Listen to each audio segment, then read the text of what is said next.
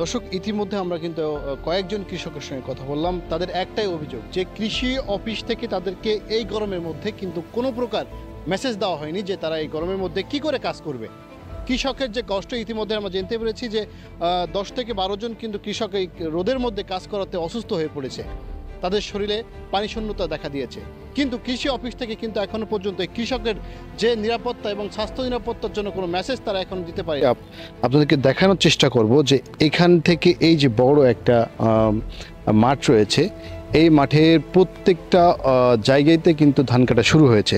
আমরা ইতিমধ্যে জেনেছি যে এখানে যে এই গরমের মধ্যেও কিন্তু কৃষকরা কিন্তু বসে নেই।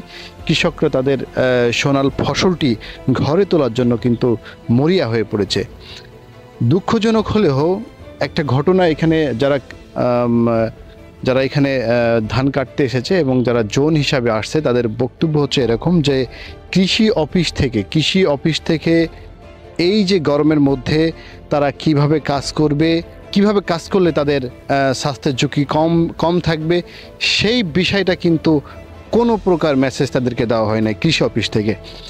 আপনারা জানেন যে এই গরমের মধ্যে ইতিমধ্যে শিক্ষা প্রতিষ্ঠান কিন্তু 7 দিনের বন্ধ ঘোষণা করে দেওয়া হয়েছে এবং মাইকিং করা হচ্ছে যে স্বাস্থ্য ঝুঁকি এড়ানোর জন্য, রোদে বের না হওয়ার জন্য। আমরাও কিন্তু ঠিক এই তীব্র রোদের মধ্যে কিন্তু আসছি, আমাদের গা ঘেমে যাচ্ছে। যারা সাধারণত এখানে কৃষক রয়েছে তারা কিন্তু চেষ্টা করছে যে গরমের মধ্যে হলেও তাদের যে ফসলটা, সে ফসলটা ঘরে তুলে নেওয়ার জন্য। আমরা অনেকে কৃষকের সঙ্গে কথা বলেছি, তাদের যে অভিমত, এই তো কষ্ট তো হবেই, রোদ গরমে তো কষ্ট হবেই।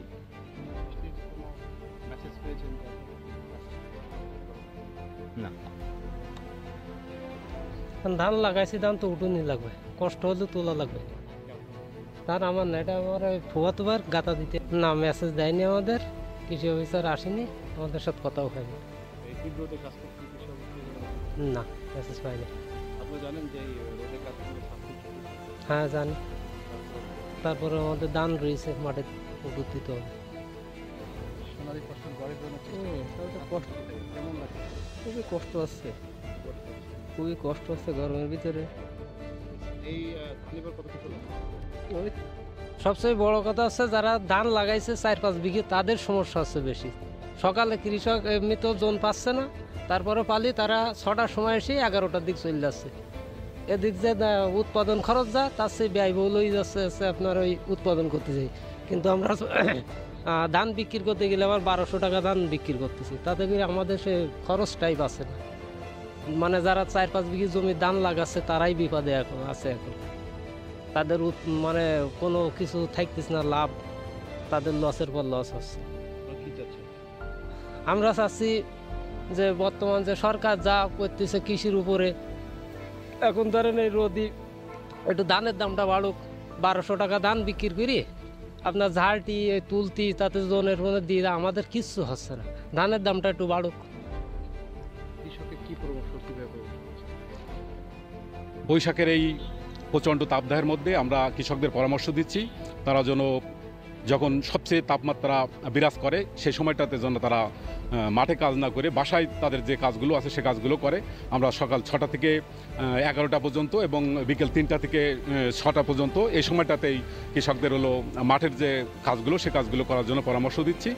এবং বিভিন্ন যে মিটিংগুলো হচ্ছে বা বিভিন্ন চায়ের দোকানে হোক বা বিভিন্ন গরমের সময় বিভিন্ন জায়গায় কৃষকরা যখন বিশ্রাম নিচ্ছে, কৃষি অফিসের পক্ষ থেকে আমরা এই মেসেজটা সব কৃষকদের দেওয়ার চেষ্টা করছি যাতে কোনো কৃষক হিট ইনজুরিতে আক্রান্ত না হয়। কৃষকদের কোনো স্বাস্থ্যের জন্য না, এগুলো আমাদের ডিপার্টমেন্টের ওইরকম কোনো বাজেট নাই। ঠিক আছে,